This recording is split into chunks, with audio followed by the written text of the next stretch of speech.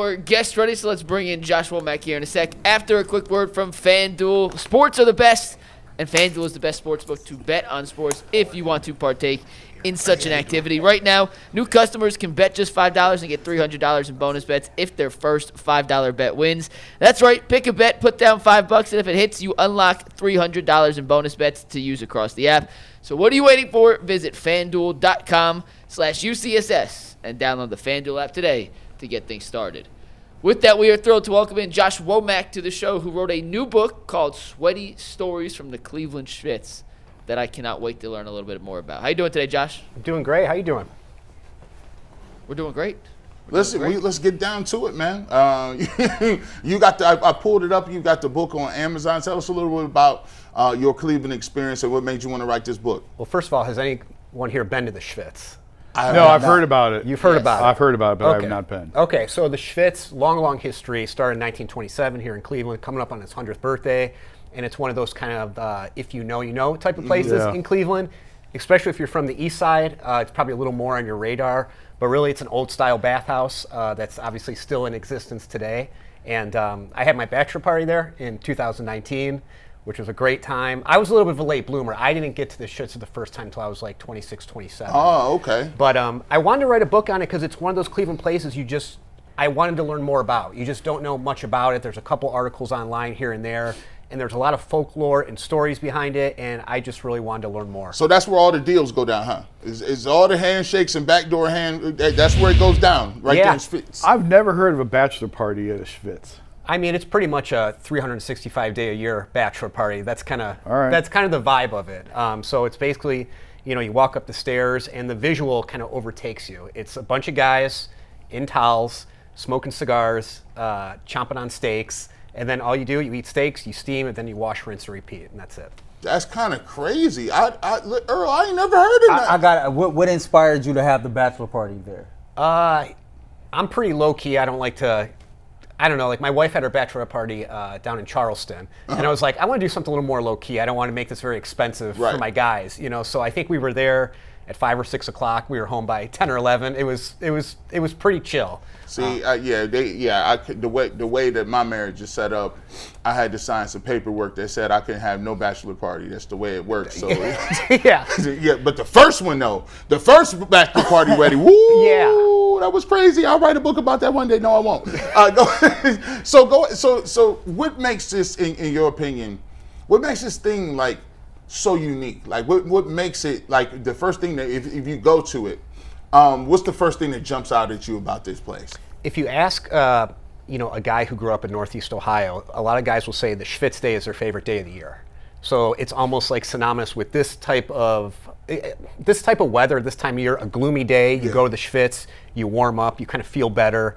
And even guys who've moved away, who've moved to Columbus or out of state, I feel like a lot of the people that I interviewed for the book, they make it a point to come back at least once a year. And if they're here for Thanksgiving or Christmas, they dedicate one day to go to the Schvitz. So it's very much a place that I think holds a lot of special memories for people. And then in the past few years too, it's a more inclusive place. They do co-ed days, they do ladies' days. For a long time, it was basically an old Jewish white guy place. You know what I mean? So I'm surprised, you guys haven't been there. Because when he was talking, he was like, if you're from the east side, you're familiar. And I'm thinking to myself, damn, I'm ignorant. Hey, Mike, I don't know nothing. Mike, you messed up. You got the wrong. Where is Bull and Jay at? Like Bull would for sure know about Bull, this I Schvitz. think Bull might have co-owned it at one point in time. I've asked Bull if he's been. I've been to the Schvitz. It's awesome. I actually highly would recommend it. What is happening? I feel bad. You didn't introduce me and Earl? What is happening? I was confused. Schvitz is awesome. Josh, I'm curious though. When you're researching this book, you're a huge sports fan. You're a retired Brown season ticket holder. Yep. Were there any sports ties that you found between the Schvitz and Cleveland sports lore? Yeah, I'd heard some stories from some old timers, and again, the years and years go back, so kind of time, kind of fades the memories a little. But they said there were some Browns players back in the day who would come the day after a game and kind of do their rehab there. Just kind of sweat it out, do a cold plunge, eat a good meal. I did hear one story about way back in the day, Joe DiMaggio passed through there. So that's, I can't confirm that. That's just kind of a story that I heard. But yeah, I would say, it's a place where Yeah, a lot of people have kind of passed through, and then I think you asked too about kind of deals and handshakes and things like that. I do have a couple stories in the book about old timers, guys like Chandra Burns and Danny Green, way back in the day. And there's some very interesting kind of parts in the book where a lot of that history kind of ties into the Schvitz, because again, it's a place where deals go down because you can't wear a wire. Right. So there you go. Little Chicago. Do you still have to be Jewish to get in? You don't. And it's funny because the current owner, he has a great quote in the book. He says he's trying to de-Jewify the place. So are there people that look like Earl and G in there? There is. I'm going with my locks out, tattoos out. I'm going with the whole nine. Can I wear my jewelry in there? Yeah. So let me You ask guys are this. welcome. You guys are welcome. You will not be turned away at the door. Listen, we're gonna listen. You can drop don't my make me name. call you. Hey, listen, they got us outside. I know somebody though. So let me ask you this. You said they're coming up on their 100th anniversary birthday. So of course, writing this book, I'm pretty sure you did a lot of research and talked to a lot of different people. What was the biggest thing that you took away as far as from an educational standpoint that you found out about this place that you didn't necessarily know? I think, so there was one girl that I interviewed for the book, and every time, when she was little, every time her dad came home from the Schvitz, he was always in a better mood. So it was probably a mix of the whiskey, the steam, and the steak, right. Where he came back and he just, not that he was a better dad, but he was just kind of more silly and goofy. And so for this particular young lady, her dad had passed away. And then when the Schvitz started kind of opening up their doors to ladies' days and co-ed days, she made it a point to go there. And I went to actually a co-ed day on the day that she was there, and I was talking to her a little bit. And when she walked in, she actually got a little emotional because she went to the top kind of bench of the steam room, and she wondered, like, is this kind of where my dad would have steamed? And then when she was in the dining room, she's like, would my dad have kind of like picked this seat? And these were the same hallways that her dad had roamed 20, 30 years ago that she never got a chance to go to. And here she was in her early 30s and finally got a chance to experience it. You know, I'm a nostalgic type person, so I watch a lot of YouTube, and I'll go home and I'll get in a time machine and I watch these videos from like 1930s. It'll be like 1930s footage, but what they do is update it and make it HD, so it put it in color. So they go through these places, and I got caught watching in Cleveland where these old school cars going around down the road, and guys with the top hats, and men always wore suits.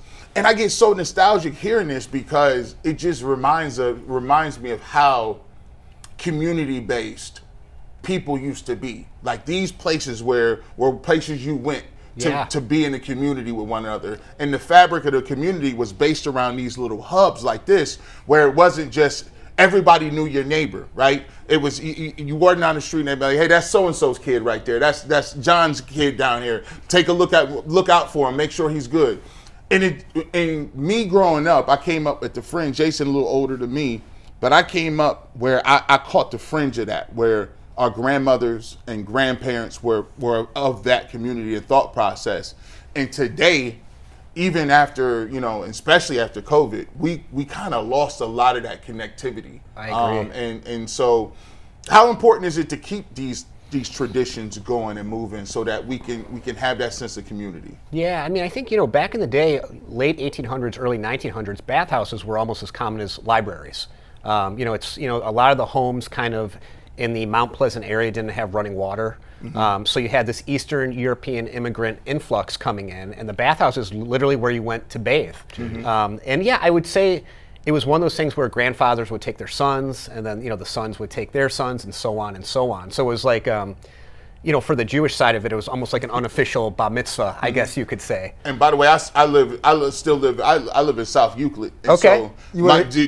So you're somewhat close. So it's on East 116th and Kinsman. So it's ironic because that area obviously back then looked a lot different. Right. I was just about to say that whole Mount Pleasant, Kinsman area, it looked totally different now. My grandparents owned a house on 125th and Kinsman. Yeah. Back in the day, you compare that to what 125th and Kinsman look like now, it's totally different. One story from the book is a guy I interviewed. It was his first time going to the Schvitz, and his buddy took him there, and they were on Kinsman, and I think they were just about to make a left on 116th to pull into the Schvitz. The Schvitz is on kind of a dead-end street. It's called Luke Avenue, and you pull into the Schvitz and you're there.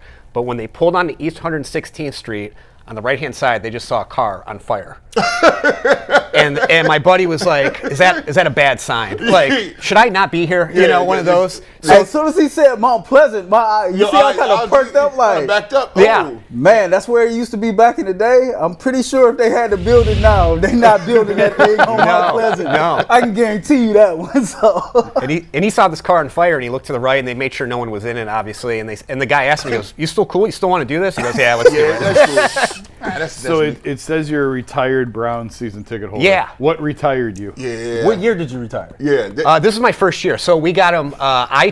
Smart man. My wife and I took the bait on the Freddie Kitchens year after 2018. Oh wow. Whoop your head. Yeah, so this was our first year. We didn't re-up. We had our ticket rep hounding us to come back, which was very interesting because I didn't really hear from them a lot when we were, and then it's like we went away and it's like, no, we want you back. Love you. Yeah. Come on back. We love you. And it's funny, we live downtown, so for us it was just kind of a hop, skip, and a jump away. But we could take the next 2 hours to what kind of made us think, So, we're going to leave this alone I'm a for retired now. season ticket holder as well, and I think you can feel what I'm about to say.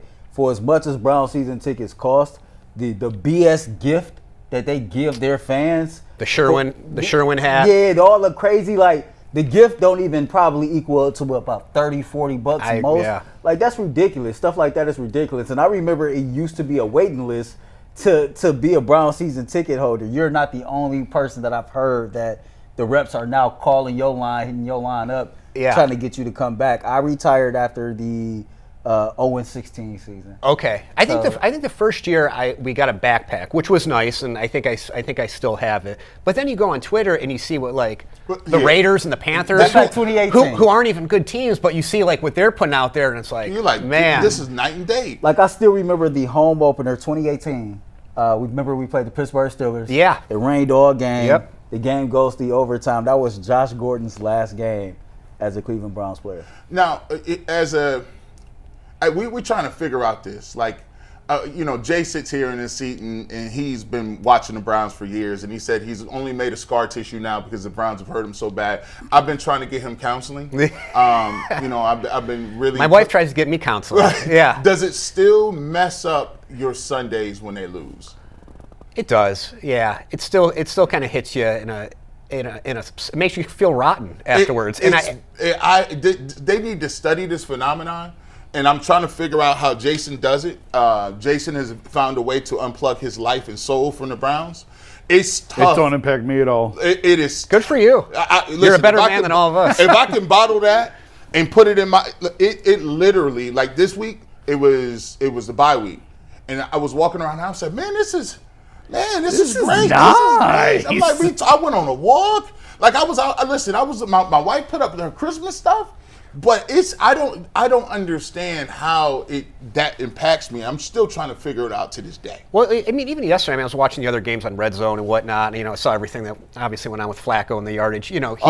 He put up. But no, I think you're right. And it's funny when they do actually win, and it's a 1 o'clock game. It's amazing how much more you enjoy the 4 o'clock games, the Sunday night watch game. it. Yeah, you're like, let me see that. I can watch it, but but it hurts, McNuggets. It hurts. I do feel bad. My middle guy, who you all know is a huge Browns fan. I'm like, man, why?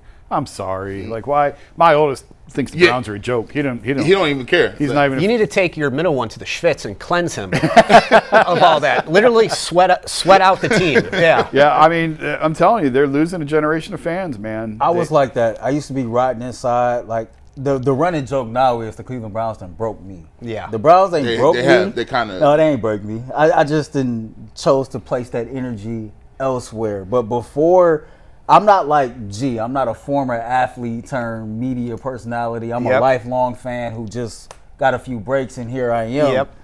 I could definitely say, like, how I see this team, how I view this team, the level of emotional investment that I have is totally different than what it was 5 years ago. I'm sure. Like, if the Browns lose or win, I'm going to be a stewardess over my craft. I'm going to do the best of ability that I can for whatever the obligation is at said moment. But when I clock out, Man, I'm focusing on something else that ain't got nothing to do with the Cleveland Browns whatsoever. In a weird way, though, it keeps all you guys working, so that's great, man. Yeah, there's some collateral damage, but we still we got a job. We actually got some breaking Browns news in a sec. So, Josh, we'll get you out of here on this one. Tell me the Jason Sudeikis story, because I asked you for a little extra blurbs, any extra information. You sent me this picture and said, there's a story behind it. So, please, what's the story? Okay, so this was, if you guys remember a couple years ago when we had the eclipse. Yes. So it was the eclipse and it was the Guardians home opener the same day. Yeah. So a big day in Cleveland. So it was funny, Sudeikis was in town because he was a big Caitlin Clark, Iowa fan. And that's when the women's Final Four was in town. Yep. So I had actually ran into him before, right on East 9th. I was walking, I got a picture with him. And then 2 days later, a friend of mine at the 9, she was having an eclipse viewing party, I guess you could say. Yep. And I ran into him in the lobby. And like I said, I live downtown. I go everywhere with my dog. She's got a little Guardians jersey on there right now. But I ran into Sudeikis, and I said, hey, I saw you the other day. Do you want to take a picture with my dog? And I just handed it over. Like basically someone handing over their baby to the Pope. So I didn't give him a chance to say no.